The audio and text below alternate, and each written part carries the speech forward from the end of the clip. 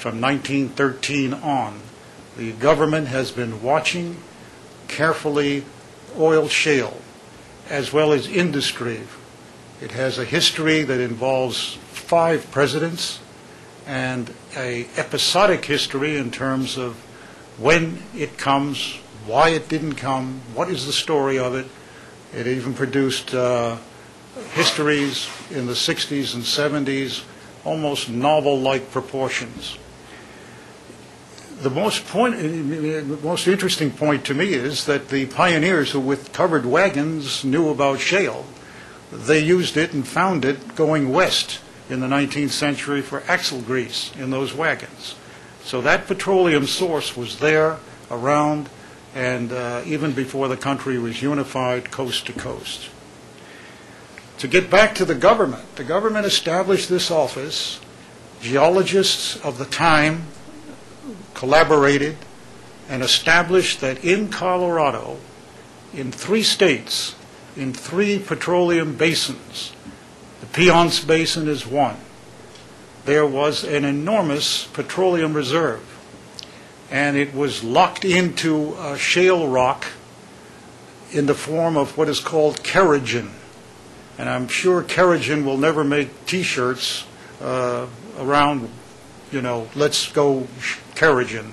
But it's a pre-petroleum organic settlement. It is what nature did not complete by heat and combustion. The petroleum developed, but the kerogen in shale rock did not. Not sufficient heat in the geologic process of the earth to develop the molecules, etc., to get them hot enough to become petroleum. So it sits locked in the pores of enormous shale rock formations in that part of the world, in northwest Colorado, Wyoming, and some in Utah. Now, the shale rock that we're talking about, having been discovered in the 1920s, set Congress on its heels. The Leasing Act of MLA in 1920 was changed to allow for shale development, promotion of shale in the United States, because 1920 was a scare period. We were running out of oil. Again, very familiar to the tone of the 205 to today, the last 18 months at least, and 2 years. And then nothing happened. Shale went silent, and under President Hoover, the decision was made no longer to lease shale. 54 years took place without one lease going into shale. Second World War came again.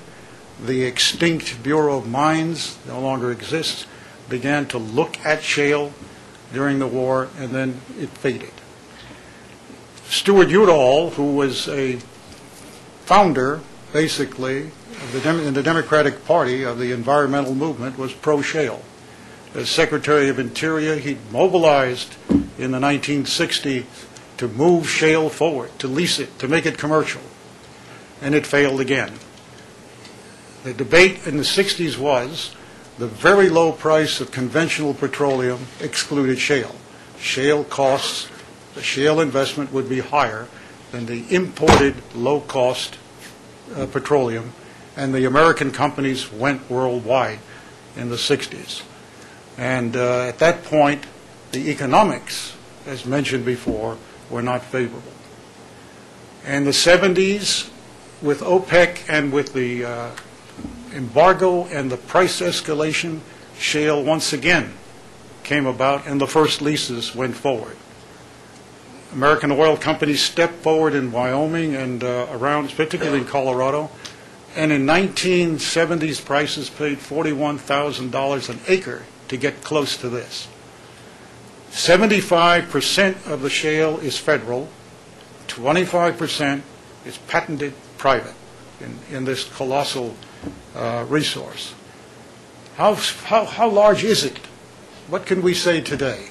Shale is reserves known now in an area called the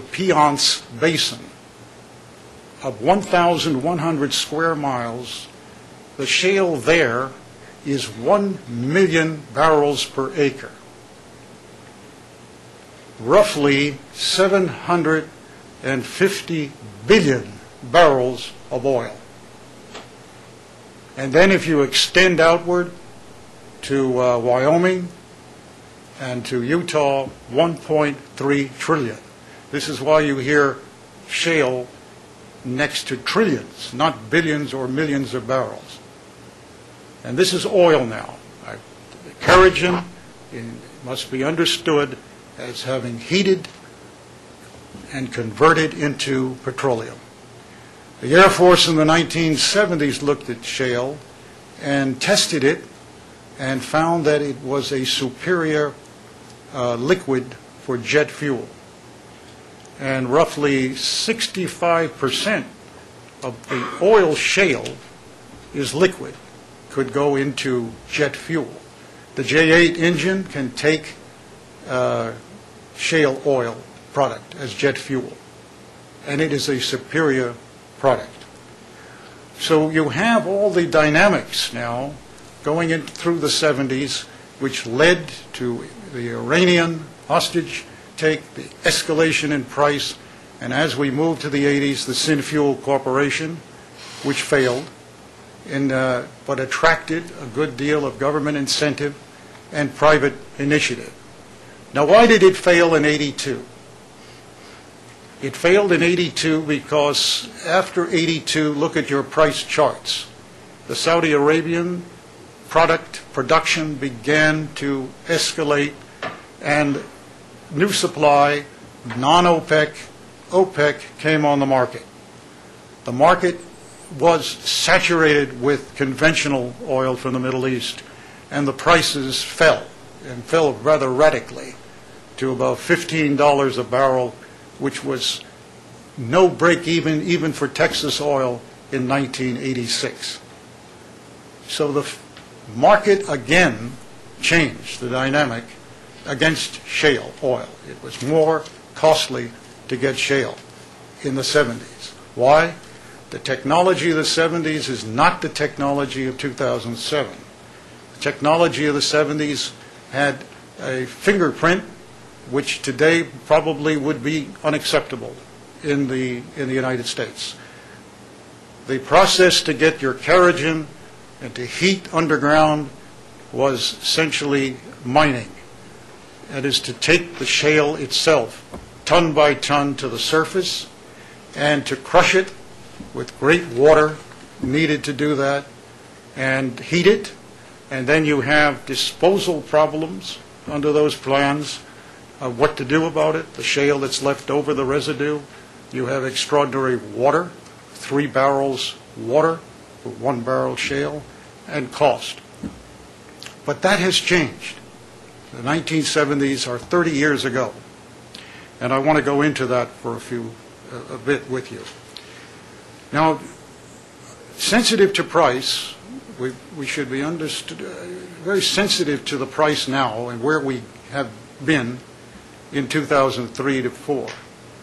What happened in 2005? Well, we had a major superstorm in the Gulf, and the Gulf was 30% and is 30% of our oil and 25% of our natural gas.